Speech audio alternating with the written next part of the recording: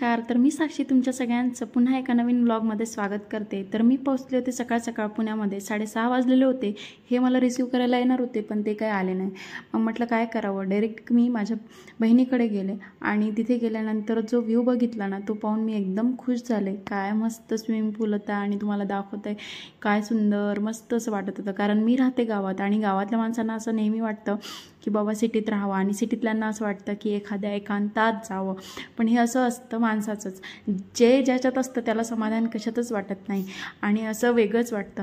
मला असं वाटतं मी सिटीत कधी जाते आणि म्हणजे सिटीतल्यांना असं वाटतं की आपण एकांतात कधी जातो. पण सिटीमध्ये एक आहे की जेव्हा अवेलेबल पाहिजे, जेव्हा काही पाहिजे आपल्याला तेव्हा सगळं काही मिळून जातं आपल्याला आणि ज्या ज्या गोष्टी अवेलेबल म्हणजे सगळं अवेलेबल होतात टाईमवर असं मला म्हणायचं आहे. आणि गावामध्ये काही थोडंसं म्हटलं थोडंसं मन मारून म्हणजे राहावंच लागतं, कारण गाव ही गाव असते शेवटी. फक्त वातावरणाचा आस्वाद घेऊ शकतो, बाकी गोष्टींचा नाही. इथे मस्त मी रेडी झाले होते, त्यांचा फोन आलेला होता मला की पटकन आवरून ठेव, चल आपल्याला जायचं आहे म्हणून. आणि ह्या दोघी मावशी लेकांचा काहीतरी तिकडे चाललेला होता कारभार आणि माझा मस्त फोटो वगैरे काढत होते, मस्त शूट वगैरे करायचं होते. असं मस्त रेडी झाले होते आणि बरेच दिवस आम्ही छान असं रेडी झाले होते, कारण गावाकडे आपण वेगळंच राहतो आणि इकडे आल्यावर वेगळं. ही आहे माझी होतो मावशीची मुलगी, हिच्याचकडे मी आलेली होती आणि बऱ्याच दिवसांनी मागच्या मला वाटते ऑगस्टमध्येच आमची दोघींची भेट झाली होती. त्याच्यानंतर आता झाली. तिला खूप छान वाटलं, आम्ही तिच्याकडे गेलो आणि श्रीषा खूप छान बोलत होती आणि गेल्या विशेष म्हणजे ती तिच्याकडे गेली सो तिला खूप छान वाटलं, अजिबात रडलेली नाही. नंतर मग छान तयारी वगैरे झाली आणि तोपर्यंत टाईमपास करायचा होता. ते श्रीषाचे पप्पा यायचे होते म्हणून आणि त्या दोघी मस्त असं खेळत होत्या आणि मी पण मस्त असे शूट घेत होते एक. खूप भारी वाटत होतं मला पण, कारण कसं असते मुलांना असं छान. तिथे गेल्यानंतर ना मला एक गोष्ट खूप मनाला लागली, ती म्हणजे की सगळ्या मुलांना घेऊन ना त्यांच्या आजूबाजूने अशा म्हणजे ठेवलेल्या बाया होत्या त्यांचं पालन पोषण करायसाठी. मला एक म्हणायचं, आपण जन्म देतो मग 2 वर्ष आपण आपल्या मुलांसाठी वेळ का काढत नाही? पैसा तर आयुष्यभर कमवायचा आहे असं मला वाटते आणि त्यांना काय आवडतं त्यांच्यासोबत खेळणं, त्यांच्यासोबत मज्जा मस्ती करणं आणि आई पण काय असतं आपण आपल्या हाताने त्यांना भरवतो, हे करतो ते करतो. त्यांना काय आवडतं? मी एका काकूंशी बोलले ना, त्या बोलल्या की म्हणजे त्या बाळाच्या आईपेक्षा मला माहिती आहे की त्या बाळाला काय हवे आणि काय नाही. मला हे ऐकून खूप खराब वाटलं.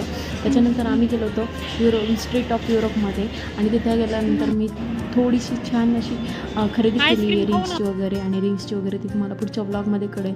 आणि छान मस्तपैकी असे फोटो वगैरे काढलेले मी आणि श्रीषा अजिबात मला म्हणजे फोटो काढू देत नव्हती, काही घेऊ देत नव्हती, खूप परेशान करत होती ती खरं तर. म्हणून म्हटलं चला जसं होईल तसं आपण करावं आणि थोडंफार असं काहीतरी शॉपिंग केलं आहे ते तुम्हाला मी घरी गेल्यानंतर दाखवेलच. आणि त्याच्यानंतर आम्हाला इथून जायचं पण होतं, काहीतरी खाऊन पण जायचं होतं, म्हणून आता तुम्ही मस्त असे फोटो बघा किती छान काढले आम्ही ते. आणि परत तुम्हाला दिसेलच की आम्ही काय मज्जा केली. ते आम्हाला घ्यायला आले आणि आम्ही डायरेक्ट हॉटेलला गेलो. त्याच्यानंतर मग आम्हाला जायचं होतं मला स्पेशली माईक घ्यायला आणि मी गेलेली. नंतर इतकं ट्रॅफिक लागलं की काय सांगू, कंटाळा येऊन गेला. फक्त तेवढं काम केलं आणि श्रीषा लगेच झोपली, कारण दिवसभर झोपलेली नव्हती आणि रात्री प्रवासात झोप पण नव्हती. दुसऱ्या दिवशी मस्त असं आराम करून फ्रेश वगैरे उठून मस्त अशी तयारी केली होती. लिपस्टिक जरा जास्तच झालेली असं वाटते मला. नंतर छान असं सकाळ मस्त असं बुके वगैरे दिसले, पण यांना इंटरेस्ट नाही म्हणून मी पण जास्त लक्ष दिलं नाही त्याच्याकडे. नंतर आम्ही पुस्तकं वगैरे घेतले कारण ते घ्यायचे होते मला महत्त्वाचे आणि ते घेतले. आणि पुस्तकांवर मस्त ऑफर चालू आहे. जर कोणाला वाचायची आवड असेल तर त्यांनी नक्की पुण्यात जावा आणि तुम्हाला माहीतच आहे माझ्यापेक्षा जास्त तर ते पुस्तकं वगैरे घेऊन होतं गावाला. श्रीषा हाय कर ना, तिला झोपेतून उठल्याच घेतलं म्हणून काय मूड नाही. हाय कर. तर आम्ही एकदम 9ला बाहेर पडलो होतो सकाळ आणि श्रीषाची झोप अजिबात झाली नव्हती, हे तिच्या तोंडावरूनच दिसतंय. त्याच्यानंतर मग ते गाडी आणायला गेले होते आणि गाडीमध्ये निघाली 6 पंक्चर. काय माहिती काय झालेलं होतं, एकदम निघाले सकाळ आणि नंतर मग आम्ही बॅग वगैरे ठेवलं सगळं गाडीत आणि निघालो. तर AC डायरेक्ट गरम हवा द्यायला लागलं. काय माहिती काय प्रॉब्लेम झाला होता. परत मग नंतर आम्ही 1-1.5 तासांनी डायरेक्ट विमाननगरच्या तिकडे पोहोचलो, कारण तिकडे रिपेअर करायचं होतं आणि असं रिपेअर वगैरे केलं. AC छान छान आणि गावाकडे निघालो आणि मग भूक लागलेली होती. इतका सुंदर असा नजारा दिसला तर मला खूप छान असा रोड होता म्हणून मी छान असं शूट केलेलं आणि पुण्याला बाय बाय करत होते कारण आता कधी जाणार आहे पुण्यात हे सुद्धा मला माहिती नव्हतं. आणि निघालोत आम्ही आणि आम्हाला जेवण करायचं होतं म्हणून म्हटलं कुठे करायचं आणि मला मळमळ खूप होती काय माहिती कशामुळं खूप जास्त तुम्ही झोपले होते डायरेक्ट उठले. ते बोलले की चला आज आपण नॉनव्हेजच खाऊ. नॉनव्हेज खायला गेले तिथं माहिती पडलं की मेंढीचं मिळतं. मला ते अजिबात आवडत नाही. मग शौर्यवाड्याला सोलापूर हायवेला आम्ही डायरेक्ट अंडा करी आणि बाजरीची भाकरीच मागवलेली होती. पण त्या हॉटेलचं थीम मला जाम आवडलेलं कारण खूप छान होतं असं म्हणजे जुन्या पद्धतीचं आणि श्रीशाने पण छान एन्जॉय केला बिकॉज एंट्रन्सला जाता जाता आम्हाला छान घसरगुंडी दिसली आणि तिथे आम्ही एन्जॉय केला. तुम्ही बघायला जाता पुढे खूप मस्त असं मज्जा केलेली.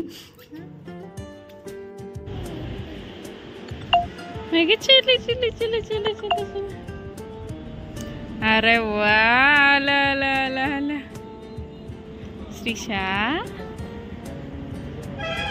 श्रीशा इकडे बघ इकडे बघ इकडे बघ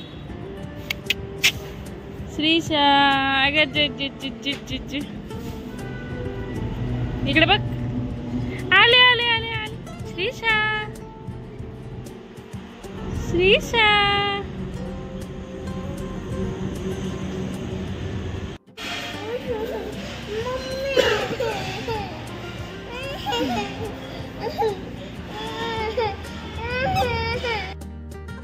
मी व्हिडिओ काढायला बसले की श्रीशाला हवाच असतो आणि तिच्यासाठी ती रडत होती की मला दे मला व्हिडिओ काढू दे असं तिचं म्हणणं असतं आणि तिचं चाललेलं होतं त्याच्यामुळे मला नीट घेता पण आलं नाही आणि आम्ही नंतर निघालेलो.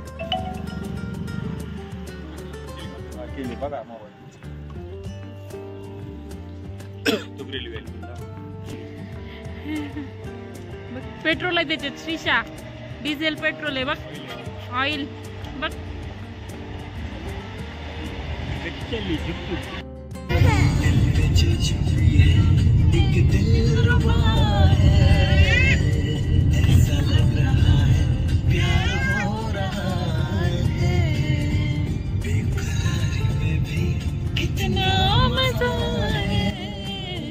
तर कसा वाटला व्लॉग नक्की सांगा आणि हे आवडीचं गाणं आहे म्हणून मी तुम्हाला ऐकवलं.